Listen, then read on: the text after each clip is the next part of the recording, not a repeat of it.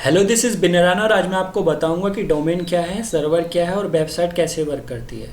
Domain एक address है जहां इंटरनेट यूज़र आपकी वेबसाइट एक्सेस करता है। जैसे किसी ने binarana.com टाइप किया तो मेरी वेबसाइट ओपन हो गई। ठीक है, तो binarana.com एक डोमेन है और जो इसमें जो .com है ये एक्सटेंसन है। ऐसे काफ़ी सारे एक्सटेंसन होते हैं जैसे .gov, .edu, .org, .net, .info, .in। और डोमेन के नाम लेटर भी हो सकते हैं या नंबर में भी हो सकते हैं। ठीक है, तो या दोनों का कॉम्बिनेशन भी हो सकता है, जैसे dream11.com। ठीक है, तो इन्हें हम डोमेन कहते हैं। क्लियर। अब आती हैं वेबसाइट पे।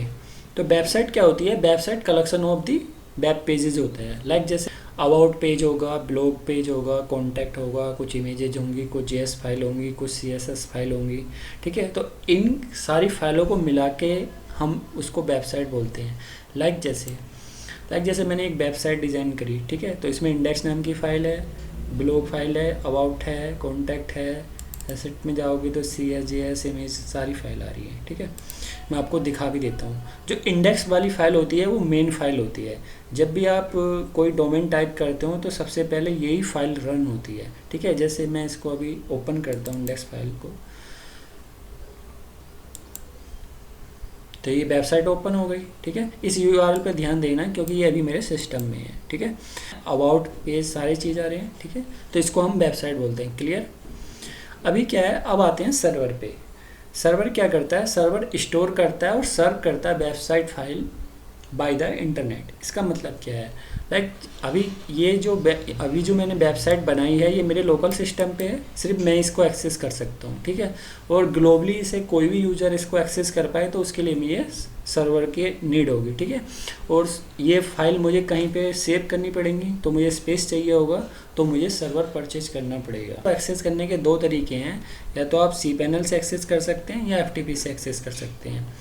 ठीक है, तो अब क्या है, मैं अब जो मेरी जो लोकल सिस्टम पे ये सारी फाइल हैं, ये सारी फाइल मैं अपने सर्वर पे अपलोड कर देता हूँ। ठीक है, क्लियर। जैसे मैंने ये फाइल अपलोड करी तो अब मैं अपना डोमेन टाइप करूँगा demologics.in। ठीक है,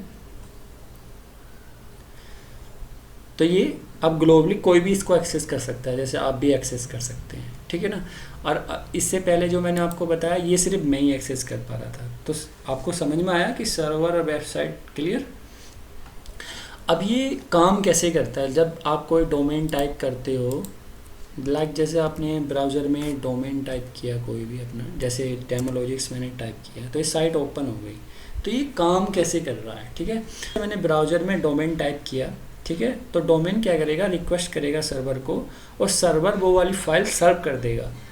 ठीक है, तो वो मेरी वेबसाइट, मेरी जो सर्वर पे जो जितनी भी फाइल थी वे रन हो जाएंगी, जैसे ये रन हो रही है। ठीक है ना। तो इस तरीके से डोमेन, सर्वर, वेबसाइट वर्क करते हैं। ठीक है, तो यदि कहीं किसी को कहीं डाउट है तो आप मुझे बता सकते हैं। सी यू नेक्स्ट वीडियो।